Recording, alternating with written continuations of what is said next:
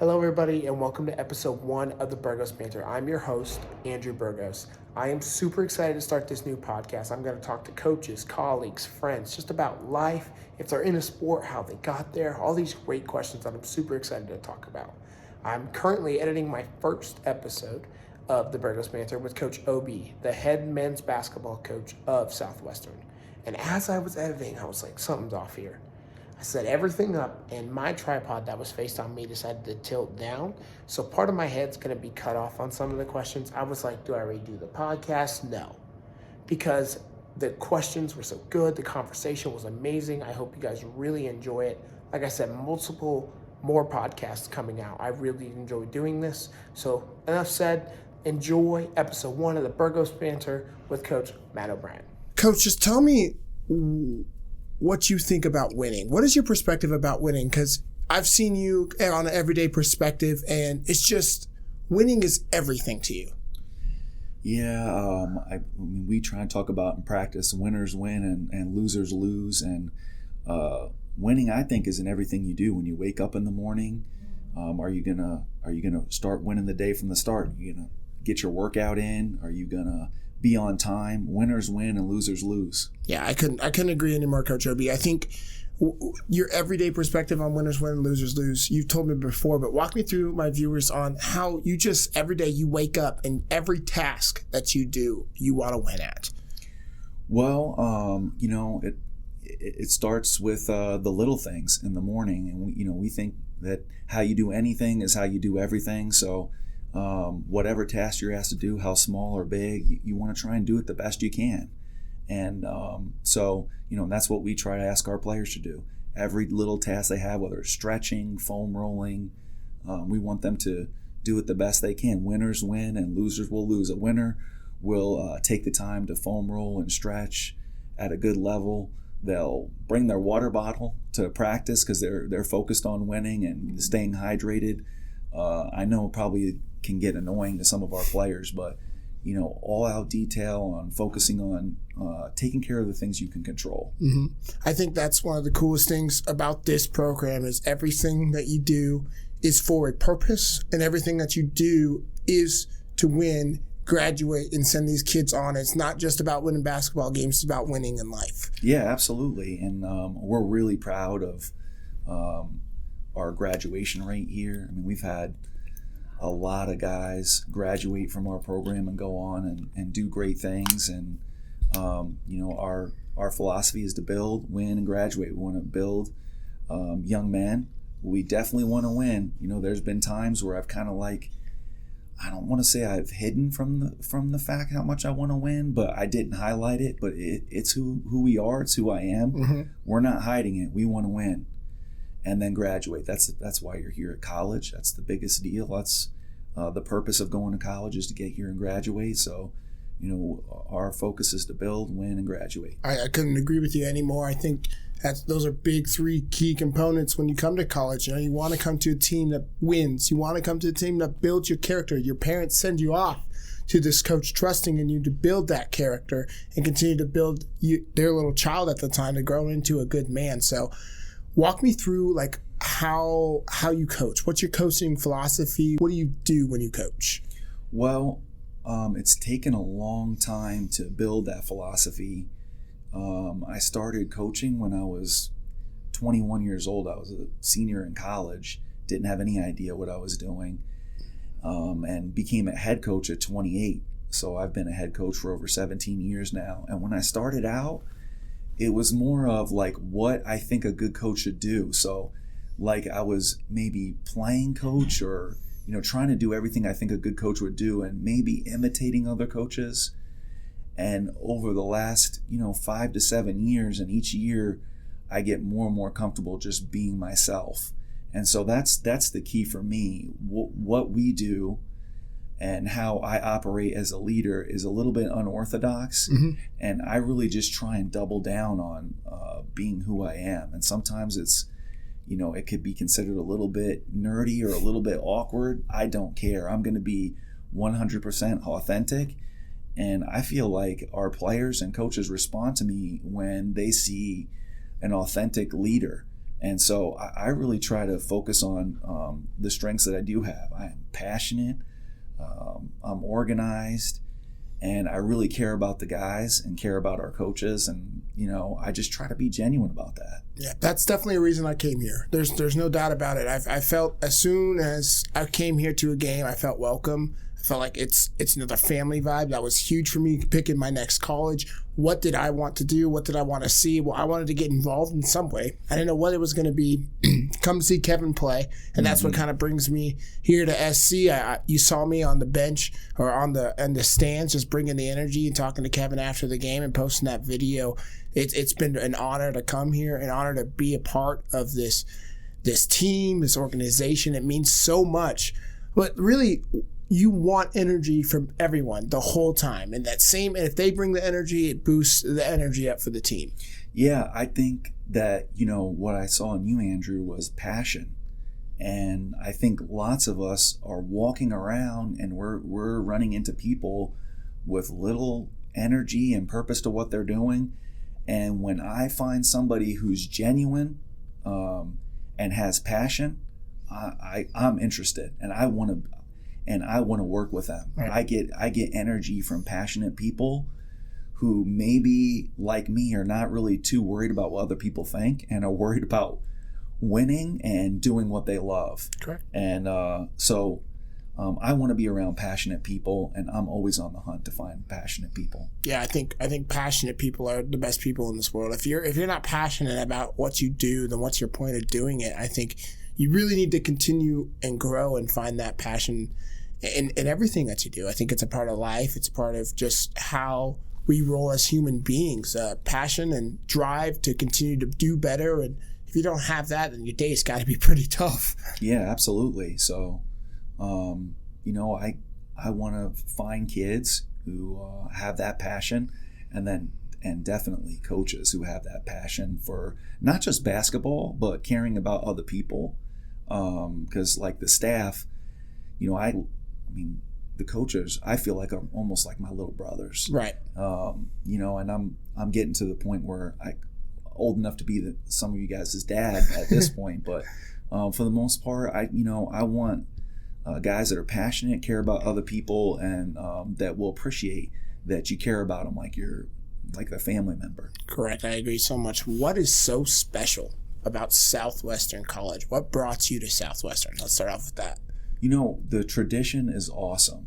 Over 100 years of basketball here at Southwestern. And then Stewart Fieldhouse. I was a player at Friends and would come to Winfield, and this was my favorite place to play as a player. I thought if I could coach in Kansas, Southwestern would be definitely a place I'd like to be. But what I think makes it special and unique, definitely Stewart Fieldhouse is unique, but it's the people. When I'm driving to campus each day, I'm excited about going into the Fieldhouse, but I'm more excited about the people I get to be around. I get to be around awesome people, and not just basketball coaches. We have Dr. Dawn, who's involved with the program, who's really passionate about what she does in student success, and there's other people who are here at Southwestern because they want to be and believe in the place. It's not just a job; it's a passion. Right. I couldn't agree with you anymore. This place, it just has that vibe. Like, everyone that's here is here to better you as a student, make your day better. If you need to talk, they'll be there for you. I love that about this place. It definitely reminds me of Cali, where I came from in the past, which is something huge, is those family environments and those places where everyone's there to help you and make sure you succeed. It just makes the college experience so much better. Not only that, right, you have 15 to 20 people in your classroom compared to a big D1 school where you're just a number. Everyone here knows your name. Everyone knows here what your major is and what you want to get involved in. Yeah, I think my interactions with the faculty members, they're excited about working with our students, and they're passionate about what they're doing. And I think that's a good recipe for success. Where did your love of basketball start? It's been a long time. I'm that kid who was knew he wanted to coach when he was 8 years old. And so I grew up with my uncle was a major college basketball coach, and I always looked up to him. And then, I grew up in Brooklyn, New York, and we played football, two-hand touch football. We played wiffle ball. We played stickball. We played basketball. And, at that time, I was always the one picking up the teams, making the rules, telling everybody what to do, and people would listen. But the love of basketball was always there from a young age. I just really liked the sport. I love the competitiveness. I really like to compete. And, it's been a family thing. My brother was a high school coach and a really good basketball player. My sister was a very good basketball player.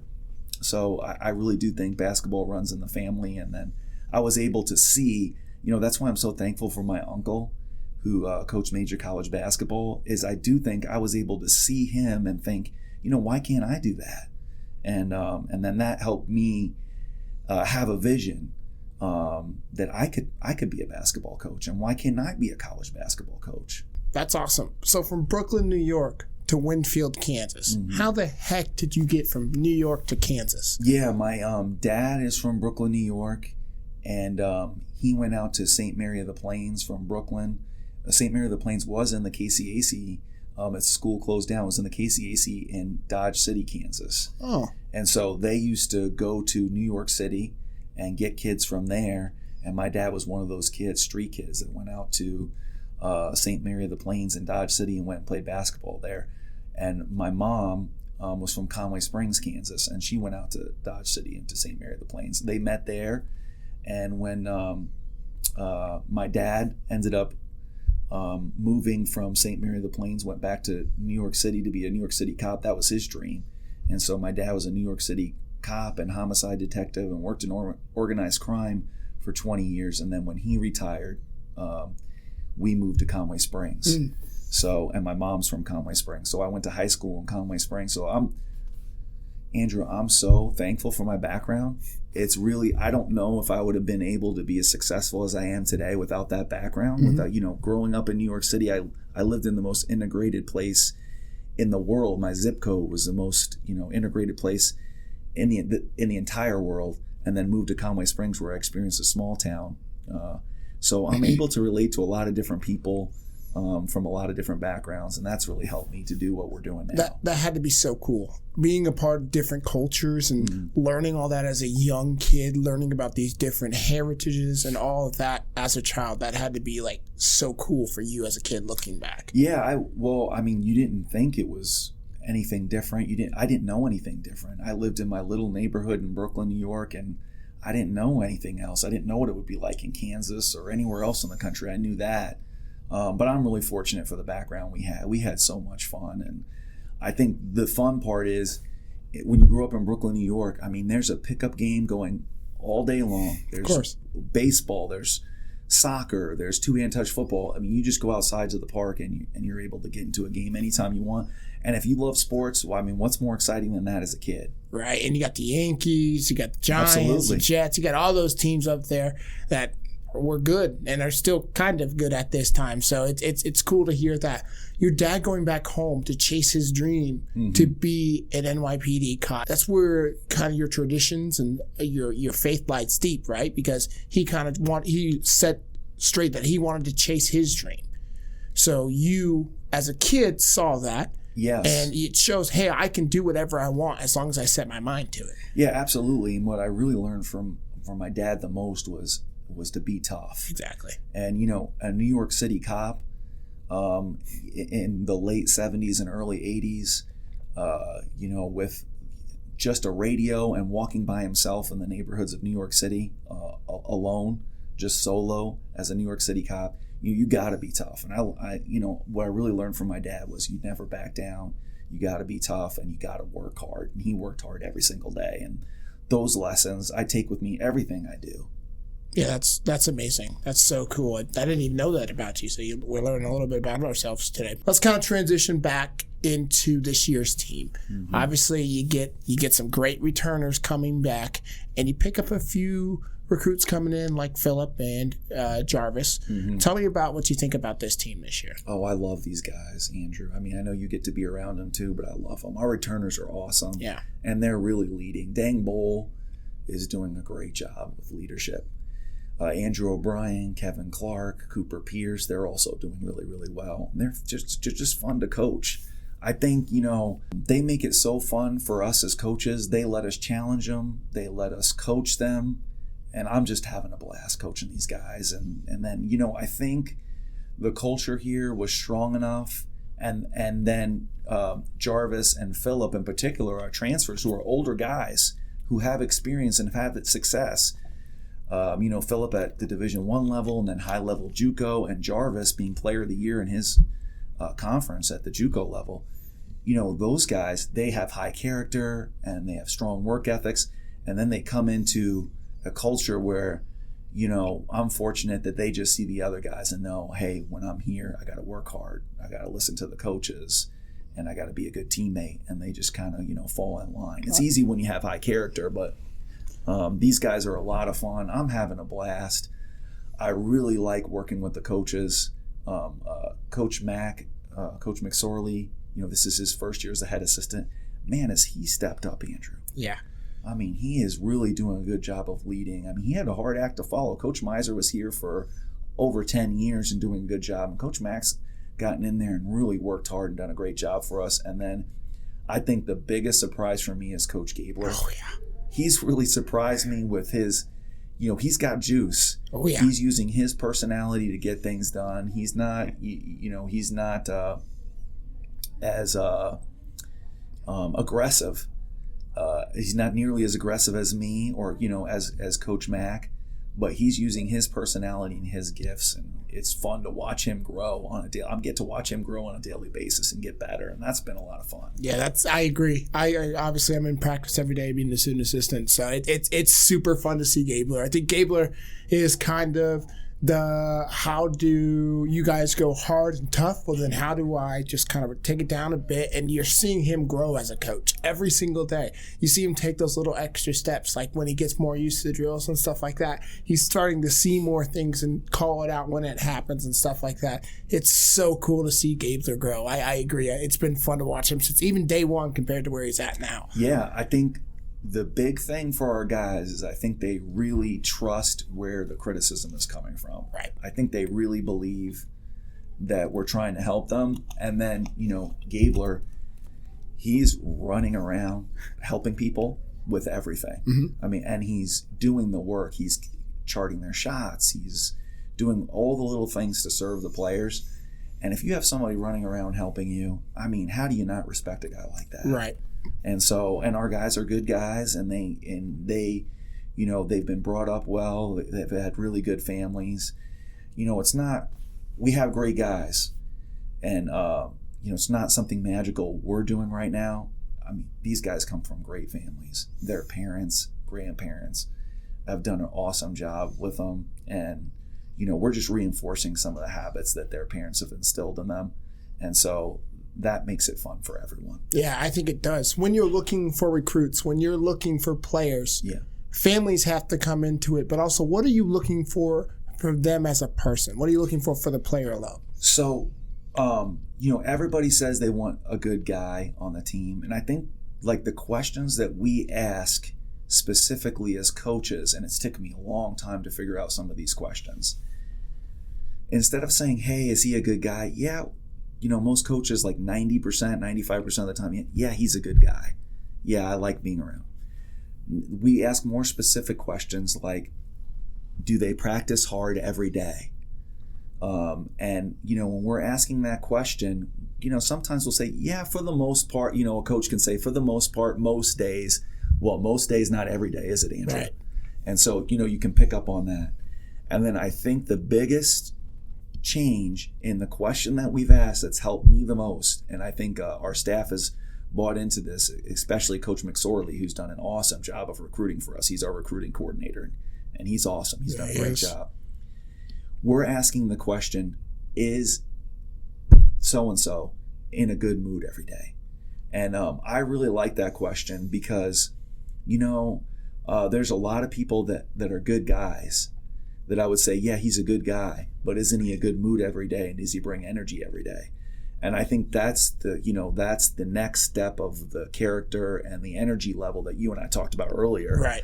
that we're looking for? And that question's kind of been a game changer for us, where I think we've gotten, a little bit better kids for our program. Right. That fit. And then we are definitely, Andrew, I think we're definitely doubling down on who we want. And then not apologizing and being blunt that not everybody's for us. Right. And that doesn't mean you're a bad person or you're not a good basketball player or you're not going to be successful.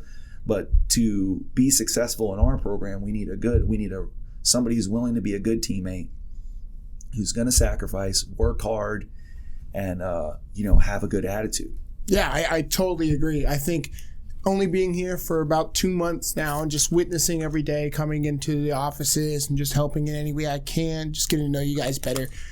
You can tell the player might be good, but it's just, does he fit? The big thing, is he gonna keep us on track? Is he gonna keep us on track to our one goal as a team is win that championship, win games, build character, keep being this great organization that we have. And that's one thing I really love, is sitting and watching the recruiting process of Coach Mack this year and kind of see what he does, all the workouts and all the visits. And I got to experience that last year, which was amazing, just being a part of that. And that's another thing is, when I told my dad that I wanted to come here to SC, he was like, okay, let's get a tour. And when he saw the way Coach Mack and you treated us as a family when we got here, that was huge. It was really an eye-opener on his part, because I was telling him about it the whole time. Yeah. But he was like, oh, I don't know, I need to check it out. So when he came and you sat down with him at lunch and you told him what you wanted to do and you wanted to help me grow as a leader and help me grow all these things, he was like, wow, this place is really the perfect spot for him. So that was super cool. But if you stay on track and if you have that vibe and you do, then you'll fit in perfectly here. Yeah, I think, the honesty works really well with certain people too. Yes, sir. Where, like when I visited with your dad, I said, I think I can help Andrew with leadership. I see that I can add value there. And then I would be honest with him. With all the technology things that he wants to learn, I don't know how much I would be a help to him. And I think, we deal with that. We handle the same thing with players, where we want to tell them exactly how it is and what we can do for them, so that they know exactly what they're getting into. Yeah. And then I think a big thing that we try to do is, we try to undersell and over deliver. So we don't want to try and make it seem that it's better than what it is. And then, hopefully when you get here, you can see that we're really trying to make it a good experience for everybody. Yeah, I totally agree. Kind of move on to the next thing here is this year we had our first showcase not at Southwestern. We went to Dallas. Walk me through that and how you felt about it.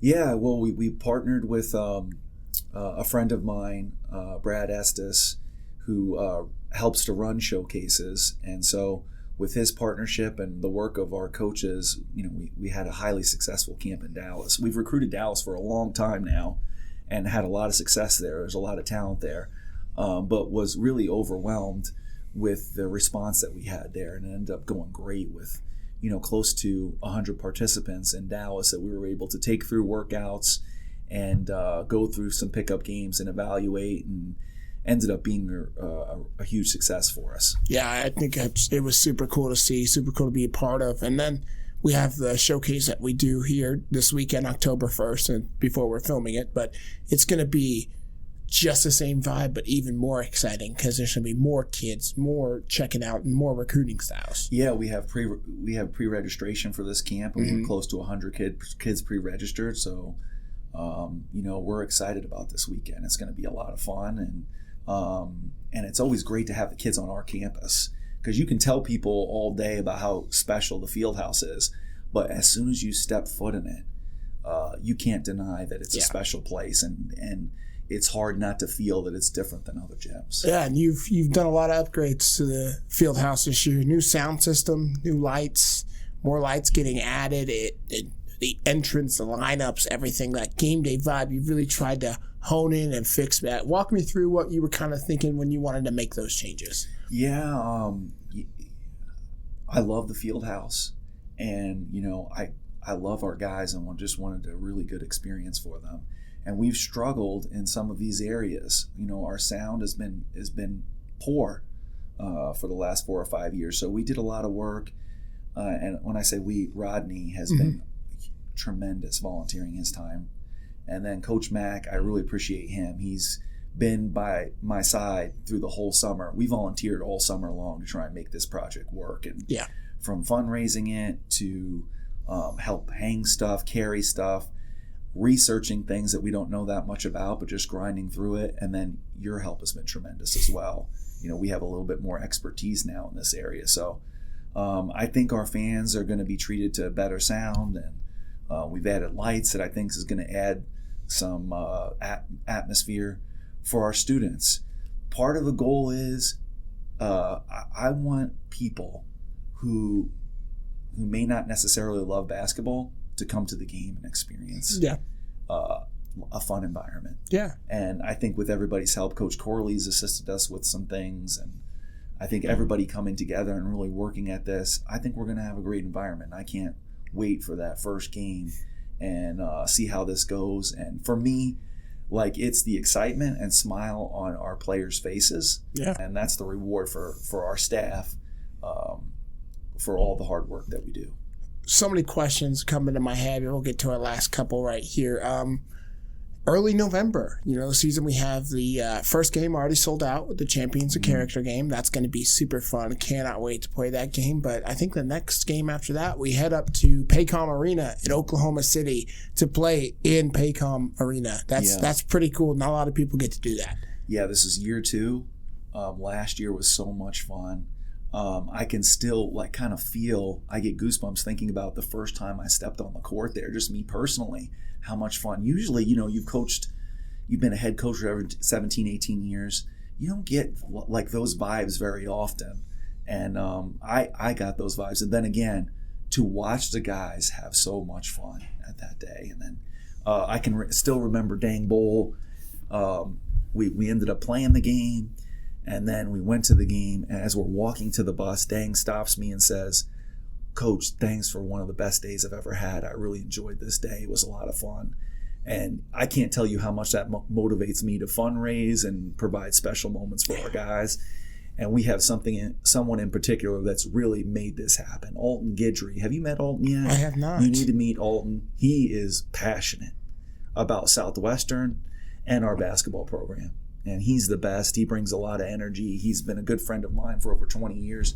He's made this happen. He's done everything to take care of the arena and do special things got us our players tickets to the game. And so I'm really thankful for Alton and what he's done for our program and for me personally. And then just providing this environment 2 years in a row. Yeah. It's the Bridge Builder Classic. We have my good friend Tony Romero, who's the head coach of Central Christian College, who's playing us again next year. So it's a really great time that I'm hoping you'll have a great time too. To say I'm excited is an understatement. I've had that day circled for a while. Awesome. I'm super, like you said, the players and the first time you step on, I just know, camera or not, I'll have a camera obviously, but this is going to be an experience I'll never forget, stepping on that court. I hope so. I think it's going to be more fun. We had some COVID restrictions last year still. Right. And I think we're not going to have any restrictions. So I think it's going to be easier for fans to get in. And there'll be less stress with all that. And we're just going to have a lot of fun. I hope we play well. There is going to be a basketball game there that we're going to try and play well at. But we want to build experiences for our guys. Yeah.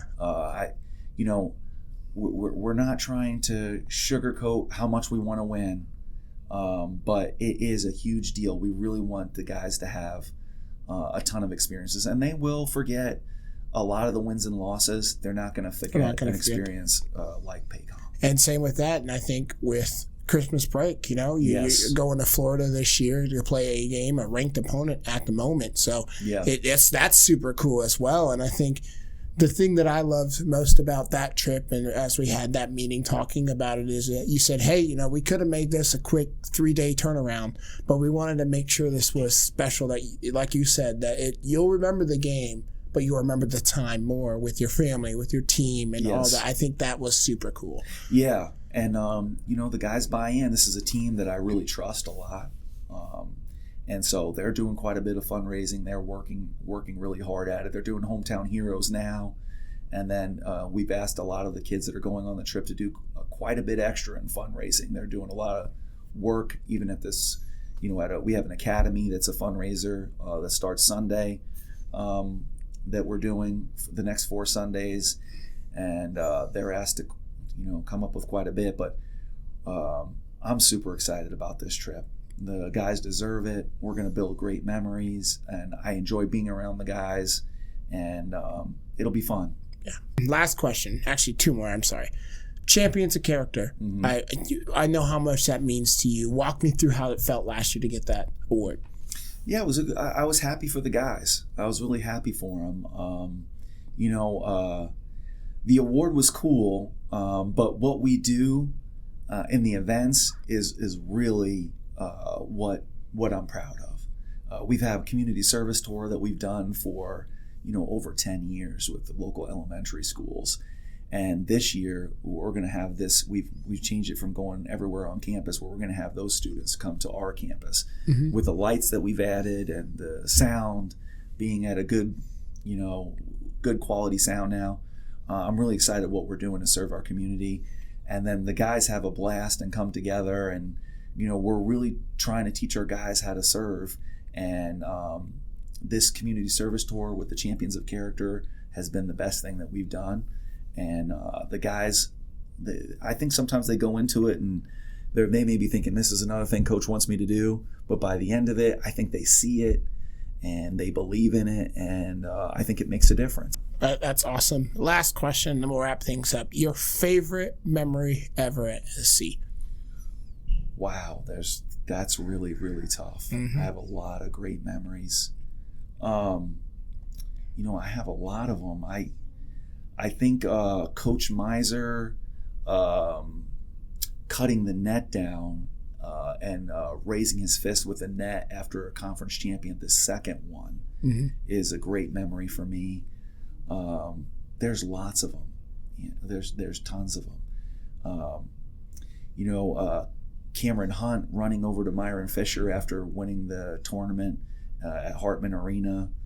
And then that first conference championship, I can still remember after winning the first conference championship here, regular season championship, just kind of soaking it in, just sitting there and just watching the guys and watching their faces and enjoying what it meant to them. Those are the biggest rewards for me, is just watching them. And those big moments, it's not a big celebration moment for me personally. I like jumping around. It's more just sitting there and soaking it in and watching all the guys hug their parents, hug each other, the coaches celebrating with their family. That's what I enjoy the most. That's super awesome. And with this team, I think we got a pretty good chance of doing some of that stuff this year. So I'm really excited to see where that takes us. Yeah, we do.